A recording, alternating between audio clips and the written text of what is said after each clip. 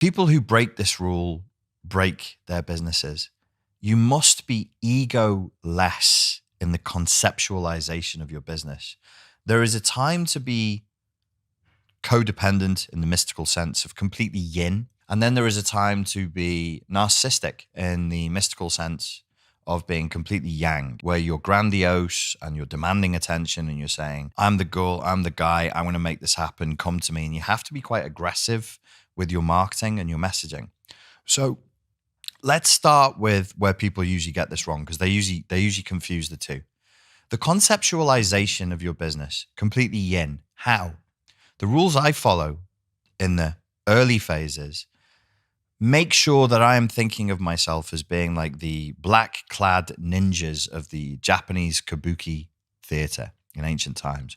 You don't see me. So in the kabuki theater, when they wanted to change the set in the background, people who were dressed head to toe in black would come along and move props around and move the furniture around. Of course, the audience could see them, but the fact that they were clad in black meant you weren't to look at them. You were to ignore them. They were to be silent, and they were effectively invisible. Willful suspension of disbelief. Why are we invisible in the conceptualization of business? To prevent any ego getting into the mix in the beginning. Ego how? Okay, here's my rule. Nobody gives a flip about you. See how I'm not swearing? Isn't that beautiful? I cannot swear. Nobody gives a flying flip about you. The client base, the market, it's really a jungle, and it's beautiful. It's beautiful. The market is beautiful. It's infinitely beautiful, like a jungle, and infinitely savage. It cares nothing about you, your story, who you are, your dreams. And I have to emphasize this a lot these days when I'm training people in business. And I think, apart from social media aggravating people's sense of entitlement and like it's all about me, I think there's also reality TV shows and talent shows. I don't watch them because I can't stand it because of all the willful provocation of just stupid levels of sentimentality, which is really poisonous. Story for a different day. It makes the viewer, it conditions the viewer to believe that what counts is not just whether the person can sing really well or dance really well or juggle the fiery chainsaws really well, but their story, the fact that their mother is ill or they're homeless or they're battling some horrible illness. And it makes us think, oh, that matters. The human element matters. It does not matter at all. Rule one, nobody gives a flip about you. Nobody cares. So we're entirely yin in our conceptualization of a business. Later, people will care about your story. Oh, but way later, far, far later. This keeps us humble. It keeps us in mind of what we are to do as a kabuki theater ninja. Rule number 2, you always backward engineer from what the market already wants. You never forward engineer from what you have. Never think, oh, I can make beautiful dolphin bracelets and I'm going to make money off that. Never think, oh, I'm a really good singer, so I'm going to do singing lessons. Now, at this point, people's egos will jump up and they'll say, my friend Sarah did that and it worked fine. Or I saw a guy on The Apprentice and he did this. Or I saw, The Dragon's Den, where they find venture capitalists to promote them. Listen, forget all that. Or don't and try and then fail and cry, which you will cry. You will break your heart. I love business for this. I love marketing for this. It's an ego-breaking experience. Those who get it, get it. Those who insist will be punished. It's wonderful. That's what the jungle does. The jungle is neutral. You either play by its rules or you don't, and you get mashed up. So you want to forward engineer your business? Go ahead. Go. I won't help you, but go ahead. You reverse engineer. You find a market who has a need that is not being met. The more desperate the need is, the better the market is. Why? Because they're more willing to give more money to have their problem solved. You may say, oh, that sounds a bit harsh. That's a bit psychopathic. Okay. This is how it works. You want people to buy from you, find what they already want and then give it to them. That's backward engineering. You reverse engineer from a need and a gap in the market rather than forward engineering what you already have. Is there an element where you bring both of these things together? Of course. But your ego, your sense of self, like, no, me, my story and what I can do will make you rely too heavily on what you already have. The humility, the egolessness, the yin state should be very, very market focused. And that never ends. That never ends. You always listen. You always give the market you listen to your market. Listen to the market. Listen to your clients. This is not the same thing as making stupid rules like the customer is always right. That is for deadheads. It's just not true. It's a stupid way of looking at things. But the market is always right, because in this space, it's kind of amoral. Right just means they're willing to buy.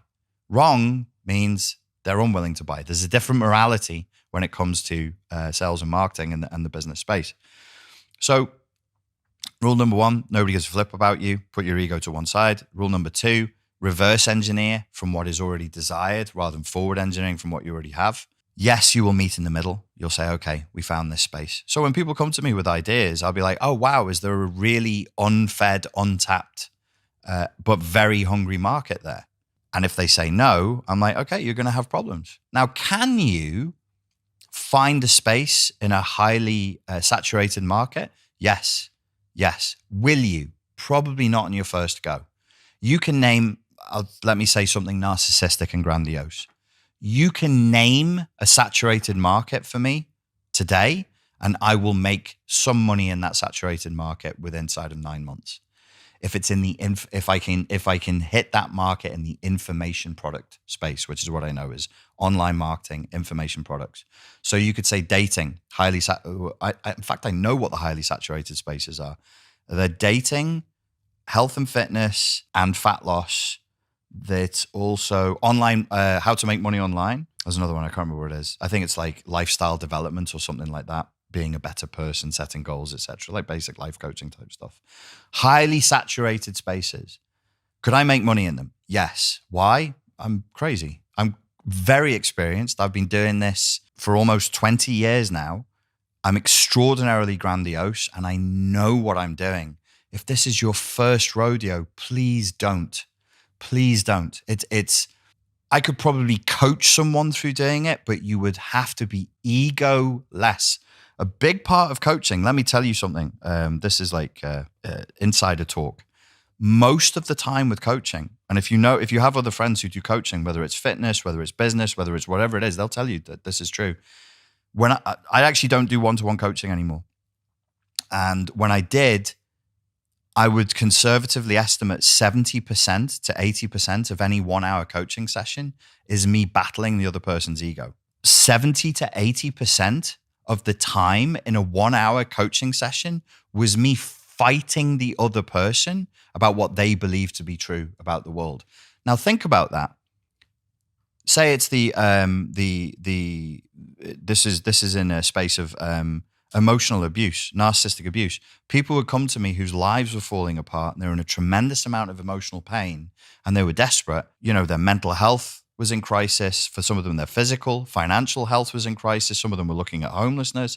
Some of them were completely distraught, in more pain they'd ever known in their lives. And even then, the human ego is so strong that for more than half of the session, I'd have to wrestle with them and their view of reality. So I'm giving you a warning. Don't be too egoic. It's going to waste your time. So it's not about you. It's about the market and what they want. Nobody really gives a flip about you. You will teach your market to care about you further down the line. Always reverse engineer, never forward engineer. And let's just keep this really, really simple if we want like 3 rules. Offer value. Don't get cute. Don't get smart. So don't get cute means don't start counting how much money you can make just yet. You can have a rough business plan, but don't get too cute with it. Don't worry about your branding, your colors, your logo, the name of your bit. Like no one cares. No one cares. At any point in the business, if business goes down, if business goes up, if you're looking for a new vision, if you're looking for a new path, ask yourself the question, how can I offer more value to the market? If people are ignoring you, you can't get YouTube views. You can't get like any traction in that space. Just think, how can I offer more value? Even if you were running a business in the real world, it was a restaurant, and the sales weren't doing too good, or you couldn't get people in, I would still go with the same question. Like, how do you offer more value?